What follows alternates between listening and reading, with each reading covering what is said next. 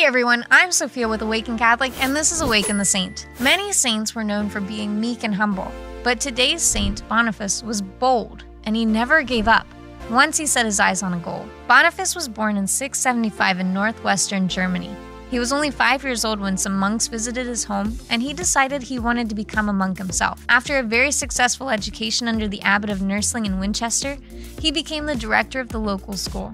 He demonstrated great ability as a teacher, but he hadn't forgotten his original desire. He completed his studies for the priesthood and was ordained at 30 years old. His teaching skills could be applied just as readily in his new position as a priest, and Boniface was eager to make use of them. He decided to travel to Friesland, where there was an ongoing conversion effort. His abbot didn't want him to leave, but Boniface insisted. He felt called to go out and evangelize, and the abbot eventually gave him permission. His first attempts didn't go well.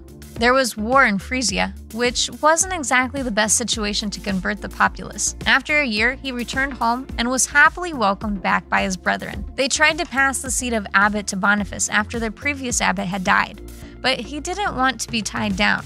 He still had his mission in mind. He decided that he needed to prepare more thoroughly for his next visit to Fresia and went to Rome.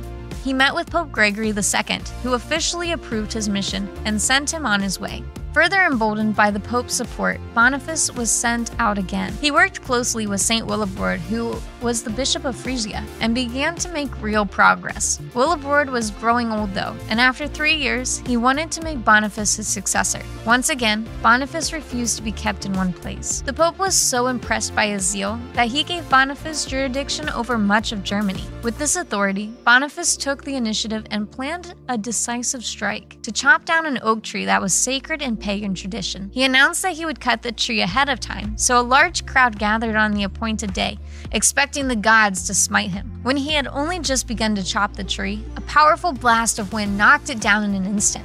Witnessing this, many people were astounded and began to convert. The conversion effort gained momentum, but Boniface wasn't about to rest on his laurels.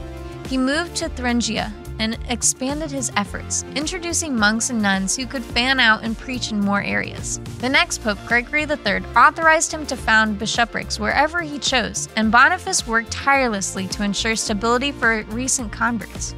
He was over 70 years old when he returned to Fresia, where some were beginning to lapse back into paganism. It was there in 754 that he was attacked by a hostile mob, dying as a martyr. Like Boniface, we need a measure of boldness so that our faith doesn't become half-hearted. We must remember that we are God's hands, so that all of our actions are carried out with thought, intent, and joy for His glory. Saint Boniface, pray for us.